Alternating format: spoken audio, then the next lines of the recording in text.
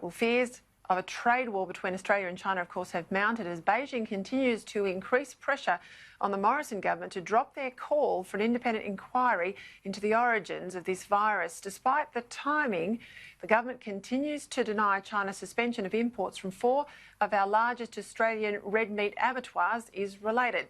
Sky's Peter Stefanovic asked the Trade Minister Simon Birmingham about this earlier today. Well, I don't believe so, Peter, and I certainly hope not. China has presented these issues both publicly and privately as matters that they have had under investigation for periods of 12 to 18 months. These are issues that they say are unconnected, and so it's in the best interests of Australia's farmers and exporters for us to approach these issues on their merits. And you just heard me then, we had a rare appearance in the media from the Foreign Minister Marise Payne too, out there today basically telling restless backbenchers to stop their commentary on China. And as reported in the Australian newspaper, it was a salvo back to claims by some that she's vacated the field and let backbenchers dictate foreign policy. Her opposite number, Penny Wong, said this afternoon that Payne needs to step up and manage the relationship better.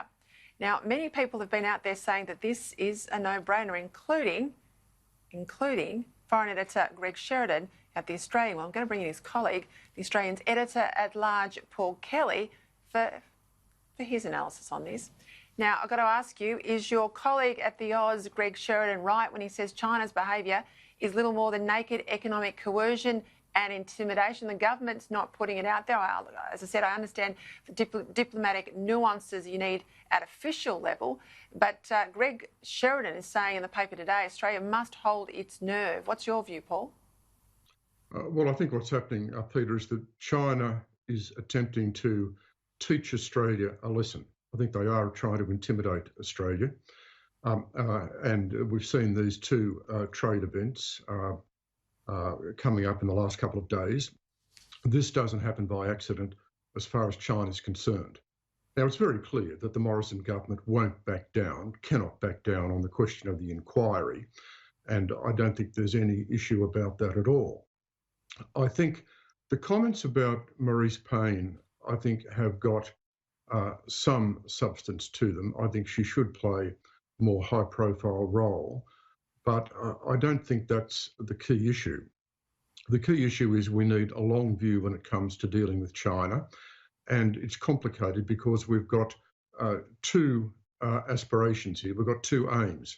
One is to defend our values, our principles, and our sovereignty when it comes to this strategic rivalry with China, and that rivalry will only deepen on the one hand. And on the other hand, we've got to try and maintain this enormous economic partnership with China, which is fundamental to Australian living standards, and try and preserve that as best we can. Now, at the moment, I don't think the government has a clear way through here in terms of sorting out a strategy. We'll have to see how this plays out over coming weeks and months. I think there's an absence of a framework articulated often enough by the Foreign Minister. I think it's hard to get the government's line and length from her. I think we're all looking for cues from other ministers. I don't imagine it's dramatically changed in terms of the coalition's positioning of the relationship from when I was there with Tony Abbott. I don't think it particularly changed with Malcolm Turnbull either. You know, debates about things like 5G and Huawei were consistent throughout the coalition's time in office, and also obviously with Labor too. I think the absence here, though, is there's a lot of big voices from moneyed interests and business. As I say, you know, hold your nose and take the money, Australia. Don't speak out on human rights issues, or don't raise strategic concerns that you might have with the South China Sea. And it's marrying those relationships. But at no point can Australia back down on the biggest issues, things like sovereignty and our own national interest, just because we have this continued balance sheet reliance on China. Look, I'll tell you one of the fundamental problems. And that is that the dialogue is impaired, the relationship is impaired. We've taken a lot of really important decisions about China over the last couple of years, decisions I think that were correct in terms of foreign interference and then Huawei and the 5G network. But these were decisions which had a significant impact on China's interests. And one of the consequences of this is the relationship is not in good shape. It has not been in good shape for the last couple of years.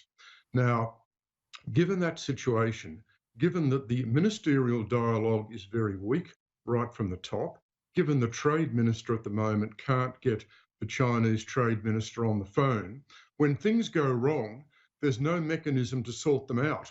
And when things go wrong, what happens is you get in this downward spiral. Now, that's where we are now.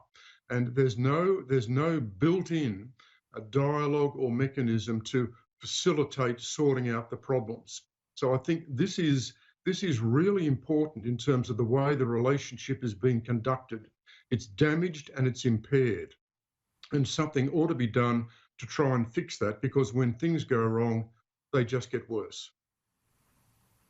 Yeah, look, I don't disagree with you, Paul, but I look back at the relationship that Tony Abbott had and the free trade agreement and the pretty phenomenal access to the president and others, and he spoke very strongly on other issues in relation to China here, so much so that my phone used to ring off the hook from the billionaire business types who wanted me to tell the Prime Minister to pull his head in. So I think it is doable. I guess the challenge here is the architecture of the government and the ministers. They're all moderates in this space, and I think the breakouts on the backbench reflect the lack of confidence I think some of the Conservative side of the party have with the handling of some of these nuances in the relationship. But I mean, this is not a story that's going to go away anytime soon, and I think the Prime Minister needs to be aware he may need to step in, and I know you use your Prime Minister sparingly in these sorts of issues, but I think that it's getting to that point, and certainly putting nervousness